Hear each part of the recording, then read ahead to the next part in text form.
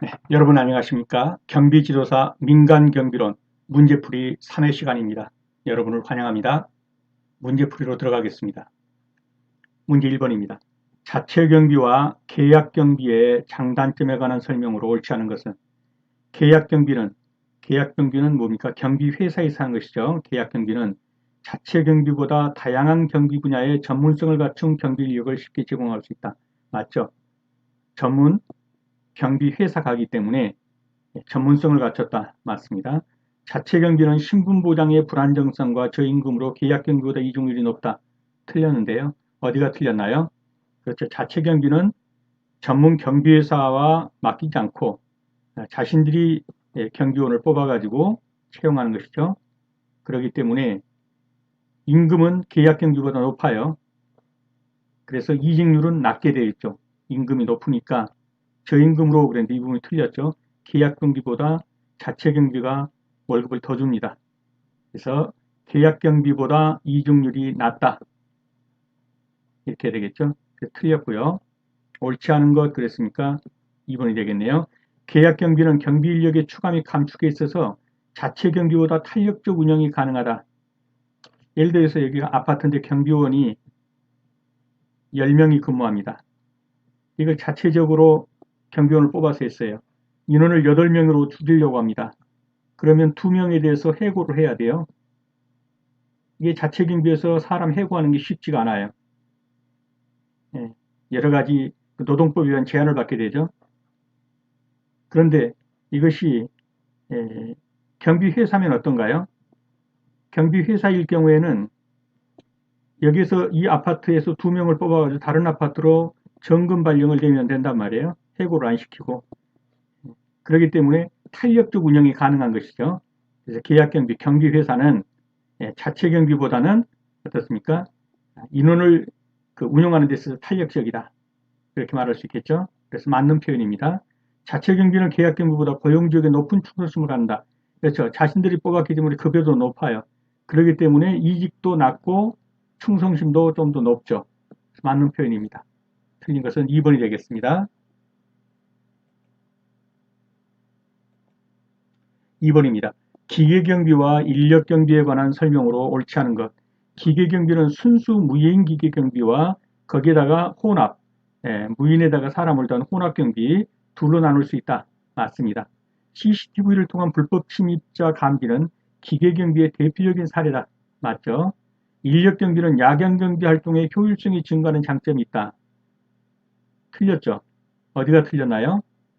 그렇죠. 인력경비는 사람이 하기 때문에 12시 이후면 졸려가지고 쉽지가 않아요. 근데 기계가 하는 것은요, 졸지도 않죠. 예, 뭐, 적외선 감지기 그런 거 해놓으면 밤새 비치잖아요. 그래서 인력 경비는 야간 경비 활동에서 효율성이 감소한다 그래야 돼요. 예, 증가한다 틀렸어요. 감소하는 장점이 아니라 단점이 있다 그래야겠죠. 그래서 틀린 것은 3번이 되겠고요. 일정 구역을 정기적으로 순찰하여 범죄 등으로부터 고객의 인적 물적 안전을 확보하는 경비 활동은 인력 경비 활동이다. 맞죠? 아직은 뭐 로봇가 순찰하러 다니지는 못하니까 사람이 다녀야겠죠. 사람이 다니니까 인력 경비가 되겠죠. 아직은 사람이 순찰하고 있죠. 이 내용은 한번 읽어보시고요. 인력 경비의 경우 주간보다도 야간에 인간의 신체적 리듬, 졸음이 온단 말이죠. 그래서 효율적이지 않다. 그래서 기계 경비에 비해서 야간 경비 활동의 효율성은 감소하는 것입니다.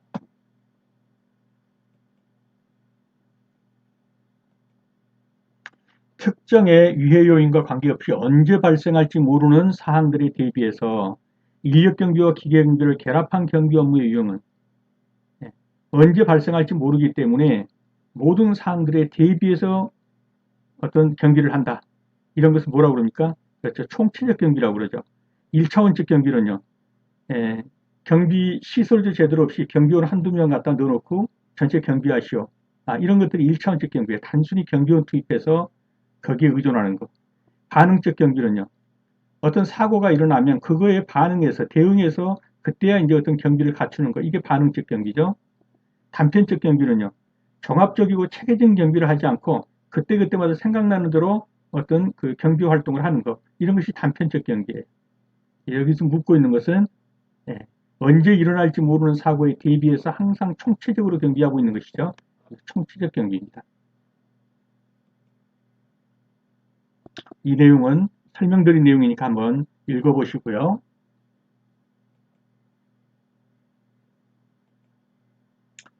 4번입니다. 경비의 중요도에 따른 분류 중 상위 수준 경비에 해당하는 설명. 전혀 패턴이 없는 외부 및 내부의 활동을 발견 억제하고 문제를 해결하도록 하는 경비이다. 중요 교도소, 중요 군사시설, 정부의 특별경비관 등에 시행되고 있는 수준의 경비이다. 이게 어떤 겁니까? 최고 수준의 경비죠. 경비는 최저 수준, 그 다음에 저급 수준, 그 다음에 중급 수준, 상급 수준, 최상위 수준 이렇게 나눠진단 말이죠. 근데 지금 여기서 전혀 패턴이 없다. 즉 행동 유형이 없는 거예요. 어떤 그 범죄가 일어날 수 있는 행동 유형으로 예측하기 어려워요. 이런 전혀 패턴이 없는 외부 및 내부의 활동을 발견 억제하고 문제를 해결하도록 경비. 이 용어는 그대로 암기해 두시는 게 좋아요. 전혀 패턴이 없다. 외부 및 내부 활동 발견 억제. 그러면 이것은 최상위 수준의 경비입니다. 그리고 바로 교도소나 군사시설이나 정부 특별경비기관 이런 것이 최상위 수준이에요. 대부분 패턴이 없다. 내부 행동을 발견 방해하도록 계획된 경비이다. 대부분 패턴이 없다. 그리고 외부 및 내부 이 정도면 상위 개념으로 볼 수 있어요. 그리고 단순한 물리적 장비가 자물쇠만 설치해놨다. 이 경우에는 최저 수준이라고 볼 수가 있겠죠. 그래서 여기서 상위 수준의 경비 그러면 어떤 게 되겠어요? 3번이 될 거예요. 대부분 패턴이 없는 근데 전혀 패턴이 없다 그러면 최상이고 대부분 패턴이 없다. 그런데 외부뿐만 아니라 내부 행동을 발견 억제한다. 이것은 상위 개념이라고 보시면 되겠습니다. 그래서 최저 수준은 출입문과 자물쇠 정도 갖춰놓는 거. 그 다음에 하위 수준은 조명 시스템 정도에다 경보 시스템 정도 해놓는 거. 중간 수준은 통신 장비를 휴대한 경비원을 넣는 그런 정도. 그 다음에 상위 수준은 CCTV 및 무장 경비원이 있는 것. 적어도 가스총을 차고 있다든가 하는 무장 경비원이 있는 것이 상위 수준이고요. 최고 수준은 대응 가능한 24시간 체제의 무장 경비원들이 24시간 체제로 근무하는 것. 주로 어디입니까? 군사시설, 교도소, 핵시설 이런 데를 경비하는 것. 전혀 패턴이 없는 그러면 최고 수준. 대부분 패턴 없는 그 정도면 상위 수준이다. 이렇게 알아두시면 되겠습니다. 그래서 상위 수준 경비다 그러면 대부분 패턴이 없다. 그리고 외부뿐만 아니라 내부 행동 이렇게 정도 되면은 그것은 상위 수준이다. 단순한 물리적 장벽 자물쇠 설치된 정도면 최하위 수준이고 전혀 패턴이 없는 외부 및 내부 활동을 발견 억제한다. 그러면 최상위 수준이다. 그게 바로 교도소나 중요 군사시설, 정부의 특별경비기관 핵시설 이런 데를 경비하는 것. 그래서 1번과 2번은 최상위 수준이고 3번은 상위 수준이고 4번은 최저 수준의 경비가 되겠습니다.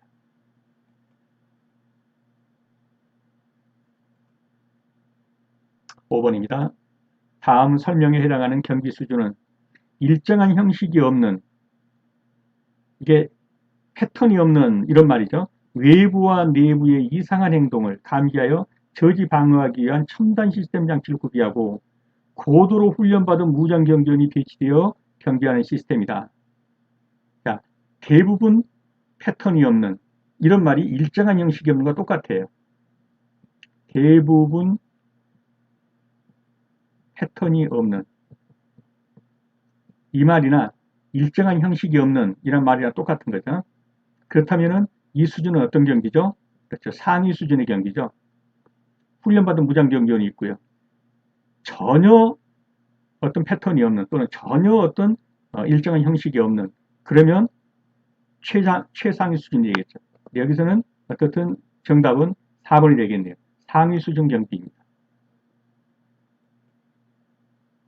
그래서 일정한 형식이 없는 대부분 패턴이 없는 외부와 내부의 이상행동 감지 무장경비원이 배치되어 있다. 이건 상위 수준의 경비입니다. 6번입니다. 특정한 손실 발생 시 회사에 얼마나 심각한 영향을 미치는지를 고려하고 손실에 의한 위험 빈도를 조사하는 경비 유해 요소의 분석 단계는, 자, 일단은 인지가 되었습니다. 그 다음에 손실 예측도 되었어요. 그 다음에는 뭐랍니까? 이제 위험 빈도를 조사하는 위험도 평가를 하는 거예요. 거기에 따라서 뭐랍니까? 비용 효과 분석을 하는 거예요. 그래서 경비 유해 요소 인지가 첫 번째고, 손실 반월성 예측이 2번째고, 위험도 평가가 3번째고, 거기에 따라 비용 효과 분석을 하는 거. 이게 순서입니다. 이렇게 오는 게. 자, 근데 여기서 물은 건 뭐예요? 특정한 손실이 발생 시, 즉 인지와 예측은 다 됐어요, 이제. 그러면 그 다음에 오는 것은 뭐겠어요? 손실 평가냐, 아니면 비용 효과 분석이냐는 거 봐죠. 그러면 얼마나 심각한 영향을 미치는지 이런 걸 평가해 보는 거예요. 위험도 빈도를 조사하고, 그래서 경비 유해 요소를 분석하는 단계, 즉 위험도 평가하는 단계입니다. 이것이 바로 손실 평가 또는 위험도 평가예요. 여기에 따라서 어느 정도의 경비 수준을 유지해야 될지, 거기에 따라서 들어가는 비용과 그로 인해서 나타나는 효과를 분석해 봐야겠죠. 이게 마지막이에요. 그래서 여기서 묻는 것은 3번이 되겠습니다. 손실평가, 경비 위험도 평가입니다. 경비 위해 요소 분석에 관한 설명으로 옳지 않은 것. 경비 위해 요소는 자연적 위해, 인위적 위해, 특정한 위해 등으로 구분할 수 있다. 정확합니다. 경비 위해 요소의 분석 단계는 인지하고, 효과 분석? 아니죠. 인지한 다음에, 그렇죠. 손실 발생을 예측하고, 그 예측한 것이 어느 정도 위험도가 있는지를 평가하고, 그러고 마지막에 효과 분석을 하는 것이죠. 그래서 인지로부터 시작해서 쭉쭉쭉 해가지고 마지막에는 비용 효과 분석으로 마치는 거예요. 비용 효과 분석으로. 그렇기 때문에 이 순서는 지금 틀린 것이죠. 위험 요소 인지는 경비 대상 시설이 안고 있는 취약점 파악하는 것이다. 맞습니다. 비용 효과 분석은 투입 비용에 대한 산출 효과를 비교해서 적절한 경비 수준을 결정하는 과정. 맞습니다. 어느 정도 비용을 투자해가지고 어느 정도 효과를 거둘 것인가. 투입 비용에 대한 산출 효과. 이것이 비용 효과 분석입니다. 그러므로 틀린 것은요. 그렇죠. 2번이 되겠죠.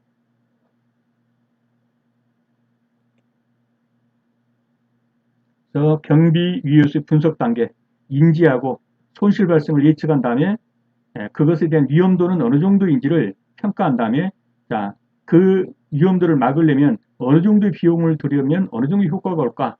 비용 효과 분석을 하는 것. 마지막은 비용 효과 분석이라는 것. 처음은 인지라는 것. 이 정도는 꼭 알아두셔야 합니다. 인지하고 예측하고 위험도를 평가하고 비용 효과 분석한다. 자, 경비 위해 요소의 형태에는 자연적 위해도 있고 인위적 위해도 있고 특별한 특정한 위해도 있어요. 자연적 위해는요, 화재나 폭풍 같은 경우예요. 그 다음에 인위적 위해는 범죄, 절도 뭐 이런 것들이 인위적 위해가 되겠죠. 특정적 위해는요, 화학 공장에서 수많은 화학 제품들이 있죠.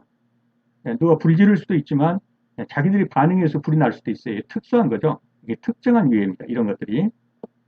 그래서 자연적 위해, 인위적 위해, 특정적 위해가 있다. 위해의 종류입니다.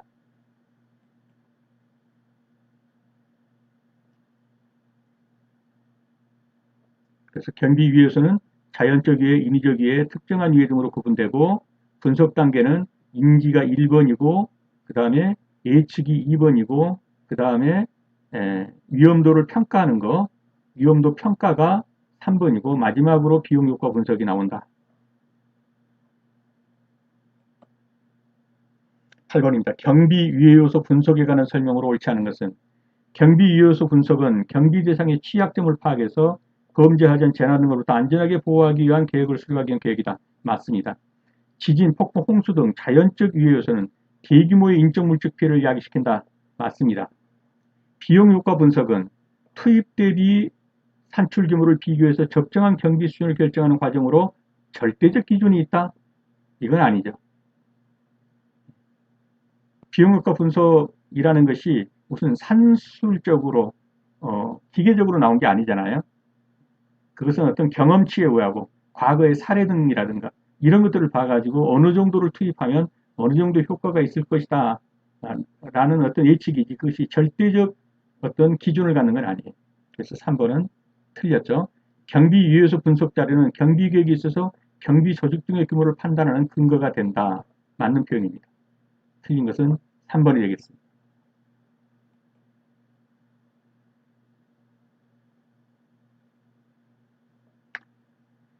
경비 유효소 분석 절차를 보면 과거 같은 기간 동안의 경비 활동에서 경비 조직에 의한 손실이 지역적으로 또는 전국적으로 집계된 유사 사건, 또 인접회사의 경우 등은 어떤가 이런 것들을 비교 분석한단 말이에요. 즉 쉽게 말해서 뭐예요?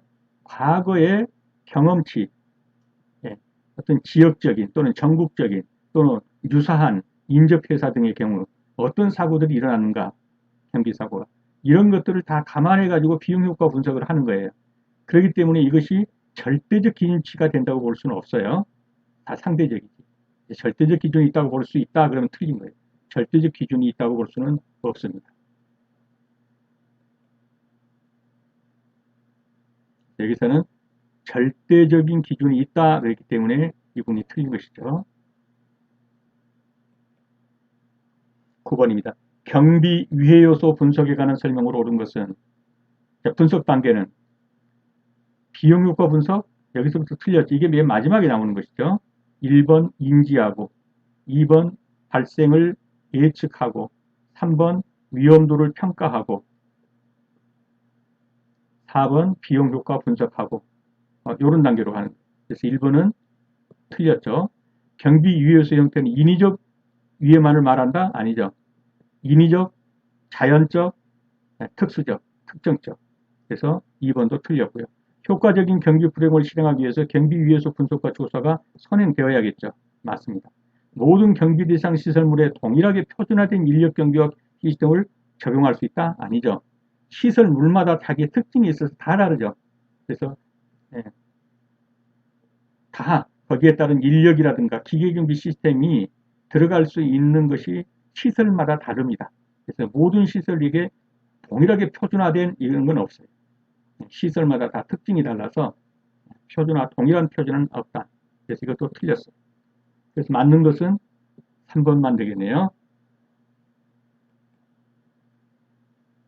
자, 위에서 분석 단계는 인지한 다음에 손실 발생을 예측하고 위에도 평가한 다음에 효과 비용 분석. 자, 경비 위해 요소는 자연적 위해, 인위적 위해, 특정한 위해 등이 있습니다. 모든 경비 대상 시설물에 대해서 동일하게 표준화된 인력 경비와 기계 경비 시스템을 적용할 수는 없습니다. 모든 시설물마다 각기 특징이 달라서 시설물마다의 어떤 인력 경비나 기계 경비 시스템이 다 다르다 하는 거죠. 10번입니다. 경비원이 다른 부서의 관리자들로부터 명령을 받게 된다면 업무 수행에 차질이 생길 것이다. 이 문제를 방지하기 위한 민간 경비의 조직 편성해 보이기는 자, 명령이 여러 군데로부터 오니까 차질이 생기죠. 그러려면 명령이 어떻게 돼요? 여러 군데로 와서 차질이 생기는 걸 통일해야겠죠. 그래서 명령자 들어가는 거 명령. 차질에서 안 생기게 하려면 통일시켜야 된다. 명령 통일의 원리가 되겠습니다. 경비업 법령상 경비원의 교육에 관한 설명으로 옳지 않은 것.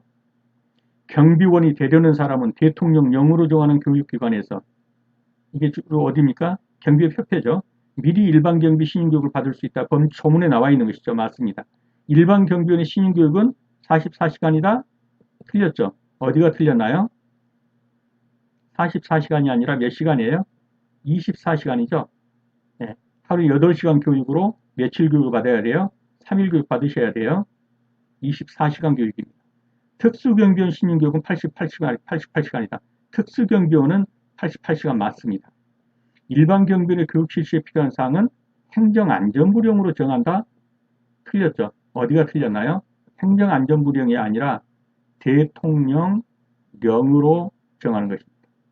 그래서 일반 경비원의 교육 실시에 필요한 사항은 대통령령으로 정한다.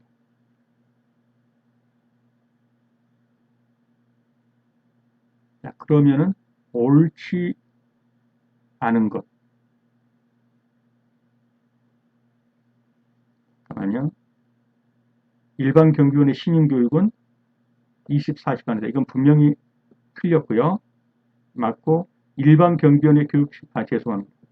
일반 경비원에 필요한 사항은 행안부령이 맞습니다. 죄송합니다. 이 부분은 저도 혼돈이 있었습니다. 자, 경비원이 되려는 사람은 그때는 대통령령이에요. 교육기관에서 미리 일반 경비 신용 교육을 받을 수 있습니다. 경비법에 나와 있고요. 그 다음에 특수경비원은 88시간 교육이 맞습니다. 그리고 일반 경비원 신임 교육 시간은 24시간이고 일반 경비원의 교육 실시에 필요한 사항은 행안부령, 이건 규칙이죠. 정한다. 이 부분도 맞습니다. 그래서 틀린 것은 일반 경비원 신임 교육은 24시간입니다. 2번이 틀린 지문입니다. 12번입니다. 경비업 법령상 일반 경비원의 신임 교육 과목에 해당되지 않는 것. 자, 신임 교육 과목에 나와 있죠. 이 행안무령으로. 그런데 이건 교육 과목에 들어가 있죠. 모든 사람은 현행범인의 경우에는 현장에서 체포할 수가 있어요. 경비업뿐만 아니라 일반인도. 그렇기 때문에 체포 신수를 배워야 돼요. 그렇지만 사격 교육까지 배우는 건 아니에요. 사격은 교육 과목에 들어있지 않습니다. 일반 경비원에게 실탄 주면서 사격하는 건 아니에요. 그래서 12번의 2번은 아닙니다. 사격은 교육 과목에 들어있지 않습니다. 경비 지도사에 관한 설명으로 옳은 것은 일반 경비 지도사와 특수 경비 지도사로 구분한다. 틀렸죠. 어디가 틀렸나요? 특수 경비 지도사가 아니라 기계 경비 지도사죠. 기계 경비 지도사. 그래서 일반 지도사와 기계 경비 지도사로 분류합니다. 경비 현장에 배치된 순회점검 직무를 행안부령이 정하는 바에 따라 성실하게 수행해야 한다. 경비 현장에 배치된 경비원 순회점검. 경비지도사가 순회점검을 해야죠. 행안부령입니까? 이때는 이거는 뭐예요? 대통령령이죠. 여기서는 대통령령입니다. 대통령령이라고 나와 있어요. 그래서 경비지도사가 순회점검하는 것은 대통령령으로 정하는 바에 의합니다. 경비지도사 제도는 경비업법 제5차 개정 때 아닙니다. 7차 개정 때가 아니고 5차 개정 때죠. 그래서 7차 개정이 아니라 5차 개정 때 도입된 것입니다. 경비원을 지도, 감독, 교육하는 현장 책임자라 할 수 있다. 지도, 감독, 교육, 현장 책임자 맞습니다. 그래서 옳은 것은 그러면 4번이 정답이고요. 나머지는 틀린 지문이죠.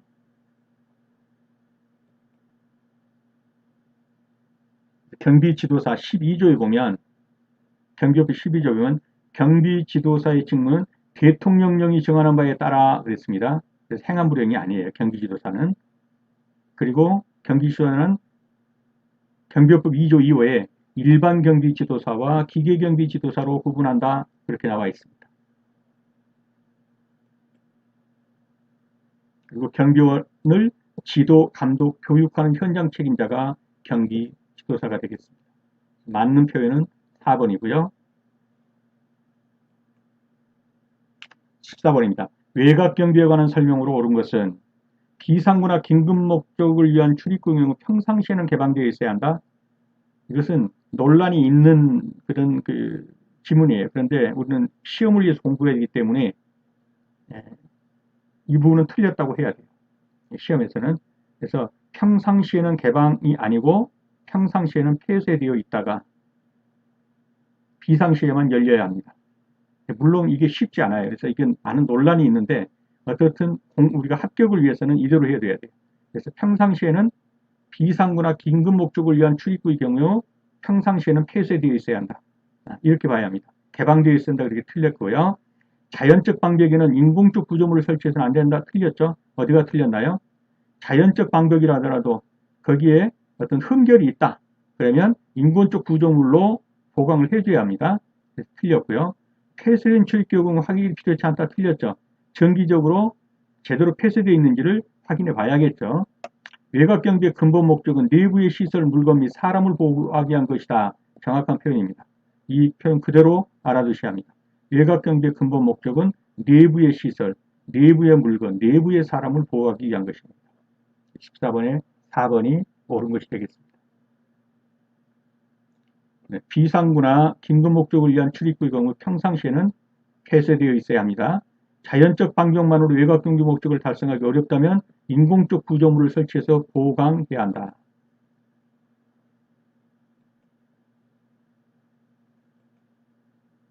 15번입니다. 외곽 경비에 관한 설명으로 옳지 않은 것은 시설물의 경계 지역은 시설물 자체의 특성과 위치에 결정된다. 그렇죠? 시설물마다 외곽이라는 개념이 다르죠.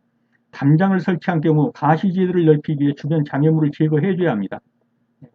만약에 담장을 설치해 놓고 가시지대가 불분명하고 주변에 장애물이 없다, 장애물이 있다. 그러면 담장 설치 의미가 없겠죠. 경계구역 내 옥상이 없는 건물이나 외곽지역 경비활동, 그런 외곽지역도 경비활동의 대상으로 고려돼야 한다. 그렇죠. 옥상이 없는 이런 건물이나 또는 외곽지역도 경비 대상 활동에 들어가야겠죠. 당연히. 자, 경비 조명은 자, 어떤 시설물의 침입자를 방어하기 위해서 조명을 만들어 놓은 거 이게 경비 조명이에요. 그런데 시설물의 감시 활동보다는 미적인 효과가 더 중요하다 이건 아니죠. 여전히 감시 효과가 1번 항목이 돼야 될 거고 부대적으로 미적인 효과도 있으면 좋겠지만 그렇죠. 경비 조명인데 감시 활동이 우선이 돼야겠죠. 그래서 틀린 것은 4번 되겠습니다. 네, 수고 많으셨습니다. 다음 시간에 다시 뵙겠습니다. 감사합니다.